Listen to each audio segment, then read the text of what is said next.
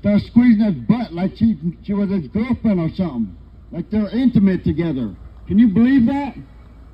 I'm a witness to that. I was staring out the shower door and I seen that. And I reported it on the PREA telephone. PREA stands for Prison Rape Elimination Act. And I told them about it. And right after I told them about it, guess what happens? I don't know if they got written up or what, or got talked to, but all of a sudden, when Sergeant Somerville came in alone, Miss Thompson wasn't around anymore. I don't know why, but she switched shifts. So obviously something's going on, right? And I believe it. I've seen it. I'm a living testimony to that. Again, my name is Joseph Simmons. I got out Tuesday after being exonerated and freed by a 12-panel jury. I'm innocent the entire time I was in there. 2 years and 4 months I was in there, and I've seen this, all of this. But anyway, let me go on with my story.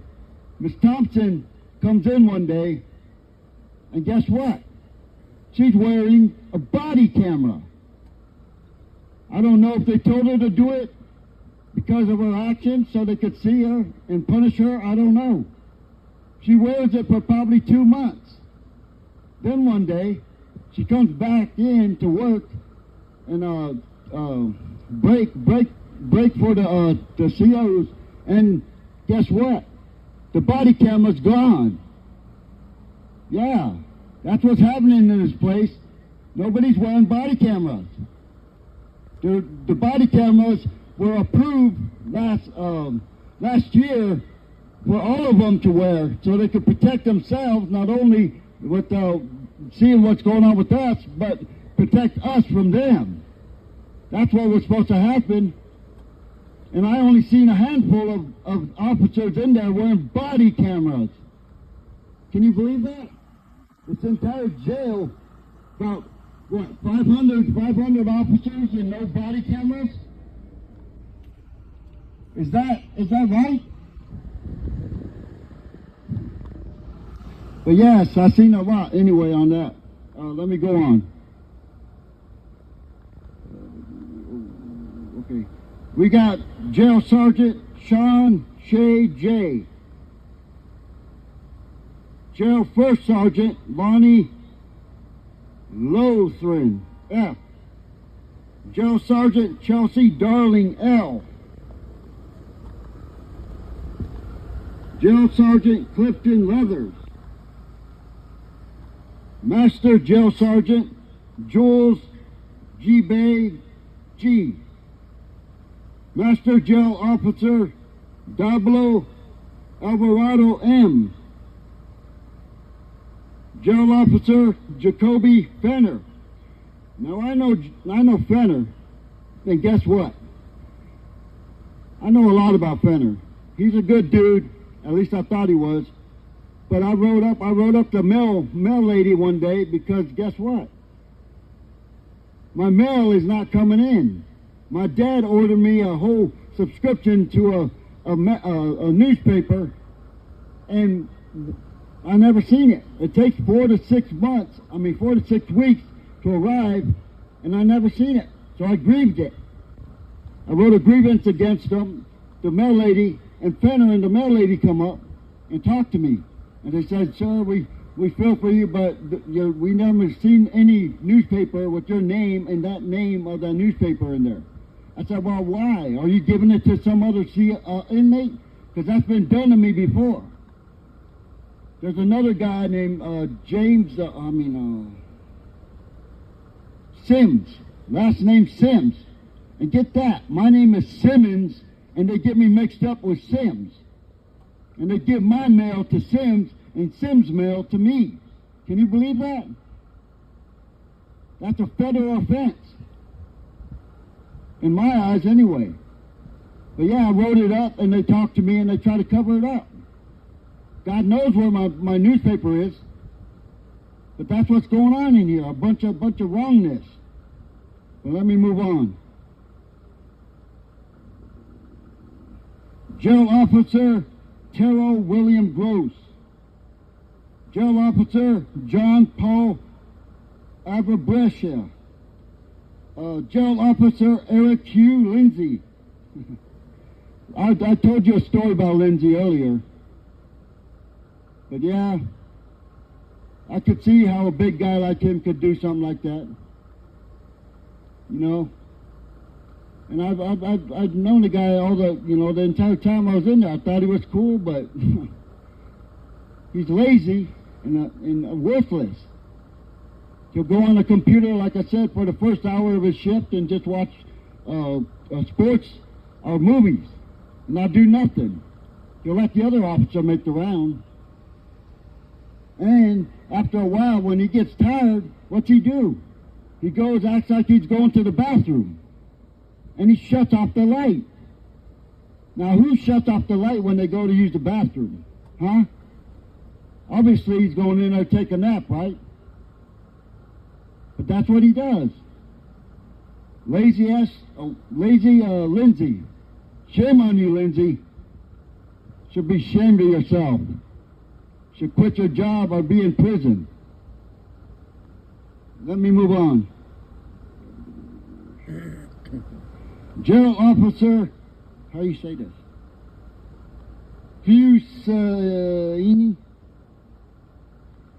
Fusini Brahma Suka.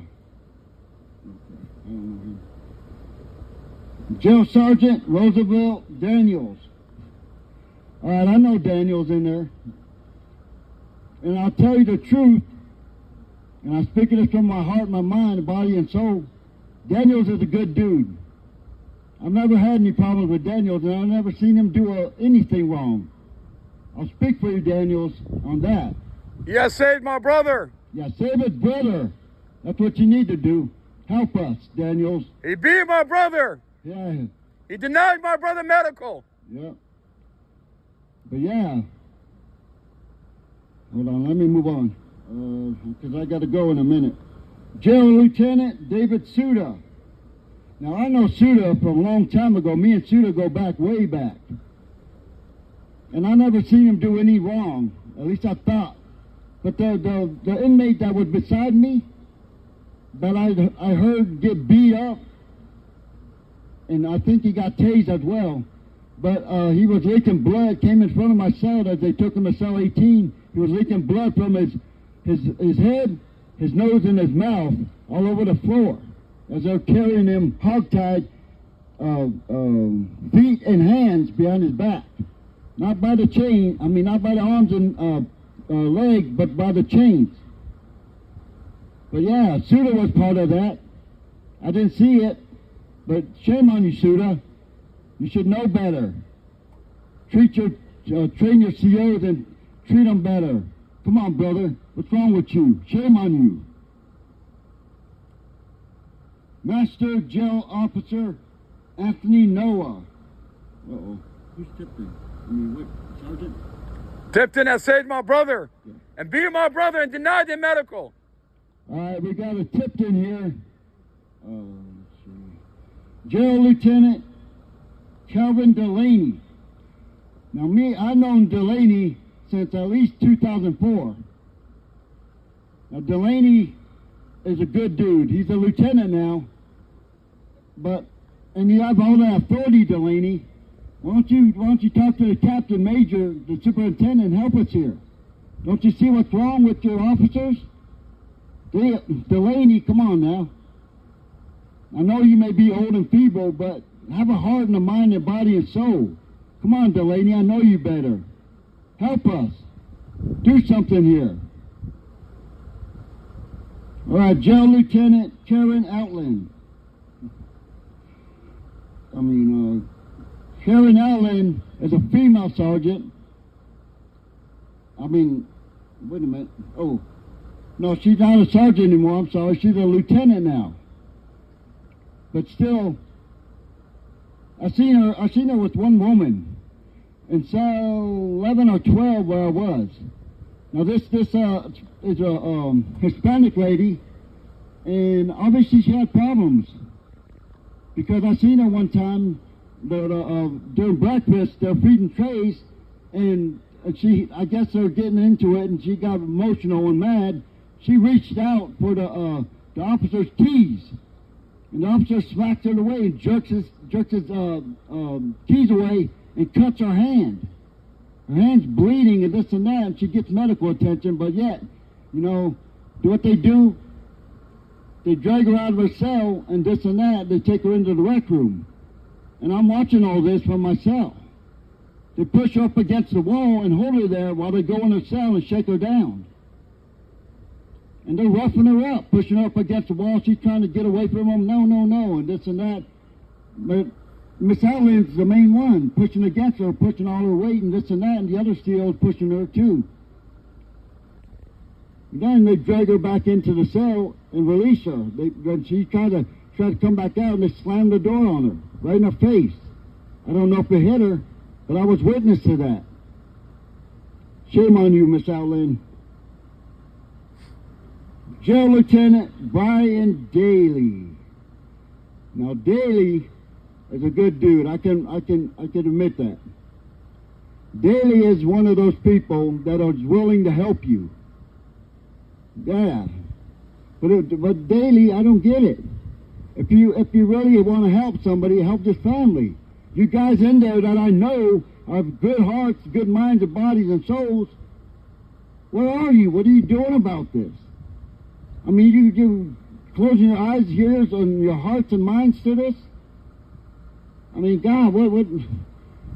You guys were trained in an academy for this job. Obviously for nothing if you're not doing anything. Shame on you all. Okay, we got Jail Lieutenant John Logan. Now Logan, oh God, he's really tall. He's black. He's a good dude. At least I've never known him to be bad. He's really tall, probably 6'5", 6'6", maybe taller. But he always talked to me and always told me this and that, always helped me. I could stand up for you, Mr. Logan. You weren't a part of this. Thank you. But help us. If you can, if you have a heart, do something for this family and get the help they need to help Mustafa Azari, get him the attention he needs, medical, and get him to court and get him freed. Please help us, Mr. Logan. Thank you. Jail Sergeant Alan Waleski, C. Jail First Sergeant Parnell Chelanyfield. Oh boy. Cheneyfield, I'm sorry. Oh, you're a piece of work, Cheneyfield. Yes, sir. You like to give your voice on everything and your mind on everything and think you're right and everyone else is wrong. Ain't that right, Cheneyfield? Can you hear me? Are you working tonight? Parnell Cheneyfield. Shame on you. You're 6'9". You're in the Marines. You're a Marine. And you treat people like they're garbage. Obviously, you're just in there for a paycheck and nothing else. You need to change, Cheneyfield. Get your head out of your butt or quit your job. All right, we got Jail First Sergeant Earl Gordon L. Jail First Sergeant Jeffrey Nordyke. Jail First Sergeant Shaid Nakvi. Now Nakvi, yeah. Oh yeah? Oh, him and Walensky, David Suda and Daniels. Oh wow. Parnell Cheneyfield. Yeah. Oh wow. Okay, Nakvi was one of the ones that obviously abused their family member in there. But I know him. I thought he was cool, but no. One day I heard him argue with another inmate and this and that in Arabic. Can you believe that? He was arguing with them in Arabic and the other guy was trying to seek help. And he argued with them and he shunned him. He just walked away. I seen that with my own eyes, so I believe it. I believe he did this. Shame on you, Knockby. Joseph, Nakvi is part of the hearing process. The hearing, he Yeah, has a tape yeah, recorder. yeah. He turns off that tape recorder and intimidates witnesses, intimidates inmates into saying that they're at fault. That's what Nakvi did. Yeah. He told my brother that if someone farts in this facility, no one is going to hear you. That's what Nakvi did. After they got done beating him, assaying him, and denying him medical. Yeah. What time is it? I think it's just past 9. That's all right. Just about past I'll take a 9. chance. Hold on. Yeah. All right. Jail First Sergeant Justin Feder. S. Correctional Staffer Jessica Christie Salas. She kicked my brother's Quran and stepped on his prayer rug. Yeah, she kicked her brother and son's Quran and stepped on his prayer rug. Shame on you, Miss Salas or Salas. Where's your heart, girl? Yeah, you're a bad girl. Shame on you. Jessica Celeste, the community is watching you. Jessica Celeste, the community is watching you, ma'am. You better watch your step. You're going to be in jail yourself. All right, Correctional Officer Chelsea L. Darling. Wait a minute, you already said that, right? Yeah. All right, Darling. I thought he was cool. At least he was with me when I first seen him. But after a while, he turned into what, I don't know what. He wouldn't talk to me. He wouldn't even acknowledge me. And he claimed to see me on the 28 one time, and I was homeless. And he saw me and told me about that, and I was like, yeah, I probably did. That was me. And I thought he was cool, but he changed up. He was a great CO, but when he became a sergeant, he changed up and became a monster. I don't know. I don't know what happened to you. Obviously, darling, maybe you're getting paid too much. I don't know. I don't believe it, but hey, shame on you, darling. You need to go back to the way you were. You need to do something. All you sergeants, lieutenants, majors, captains, superintendents, you know what's going on in there. Why are you closing your eyes and your ears to this? Yeah, Major Hurlock, Captain Powell, shame on you. Captain Powell, you are the chief of security, sir.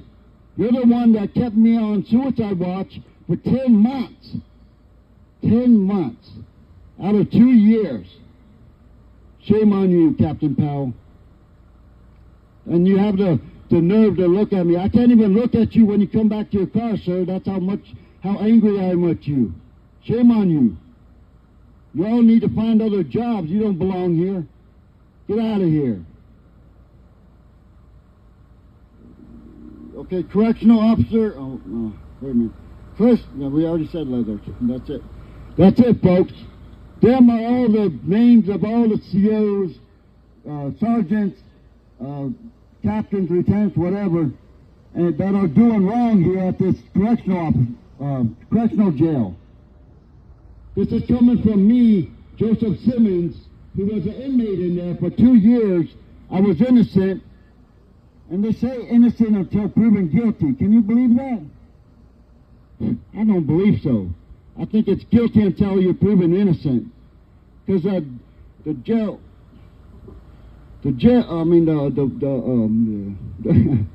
officer who arrested me, I believe he falsified the report to make it look like I was a criminal, just because they couldn't find the original suspect. Can you believe that? And get this. This is what really gets me. This is what really gets me and pisses me off. In court, this is coming from the manager who blamed me for the incident. He said in court on the stand himself, in front of the jury and the judge, that 2 weeks after I was arrested, you know what? The tape, the stored videotape, the camera footage, he said all of a sudden disappeared. And why did it disappear? I don't know. Maybe he had something to do with it. Maybe the prosecutor had something to do with it. I don't know. Maybe they wanted to cover it up because I was innocent and they didn't want me proven innocent because they didn't have a suspect. Right? No suspect. Blame anybody. I'm going outside the store after walking around looking for my nephew, Juan Hernandez. And he comes up to me and stops me. He said, whoa, you, hey, stop right there. And I'm like, what? He said, hey, did you do this to a woman in front of a child? I said, no, that's not me. I don't do that crap. I said, you got the wrong person, sir. I said, you need to find the suspect. It ain't me. He looked at me sternly. He said, okay, leave the store and never come back. Can you believe that? The store manager blames me, an innocent man, tells me to leave the store and never come back. Can you believe that? And here I stand before you innocent. But I dare not go back to that store. Damn that store. And that manager no longer work there. He was promoted. He worked somewhere else. And what happened to the camera footage? We don't know. It was never brought to, it was erased, I guess, or whatever. It was never able to be brought to court, to justice, as evidence against me or for me.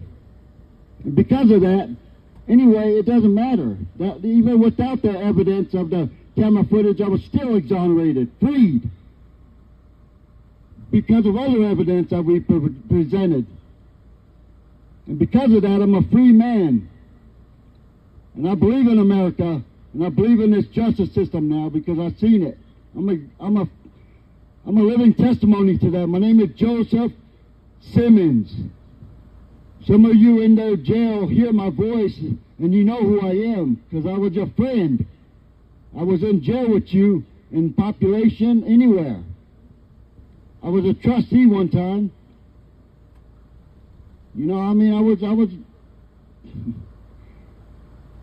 I knew a lot of you, and I still do. I bump into you, and I see familiar faces every day that I was in there with. And I feel for you now because you're still in there fighting for your cause, and I'm out here. Feel guilty? I don't know. But I feel for you, brothers and sisters in there. I feel for your families and your children. Hear me. That's a Joseph Simmons. You know who I am. Hang in there, brothers and sisters. Fight your cause and get back to your families and children. They need you. And all you elderly in there who don't even need to be in there, you should be at home chilling and playing with your grandchildren. But yet you're in there. I'm sure half of you are probably wrongfully done. But before they kill you, before they, what's it called?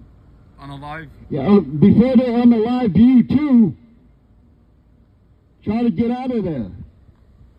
Brothers and sisters, I gotta go. I'll be here tomorrow at 6 a.m. and we'll do it again. I love you guys. I pray for you guys. Peace out, my brothers and sisters in jail. And shame on all you COs. You should be ashamed of yourselves. Shouldn't even be able to work there. This place needs to be, all these brothers and sisters need to be moved somewhere else or freed, and this place needs to be shut down. Hang in there, brothers and sisters. We're out here. We got your backs. And Mustafa Savari, brother, I may not know you, but I'm here for you, bro. I'm homeless, and your family's helping me, and I'm helping them. We're all coming together, even if whole community. Hang in there, Mustafa, brother. I got your back, bro. I'm out here fighting for you. Amen.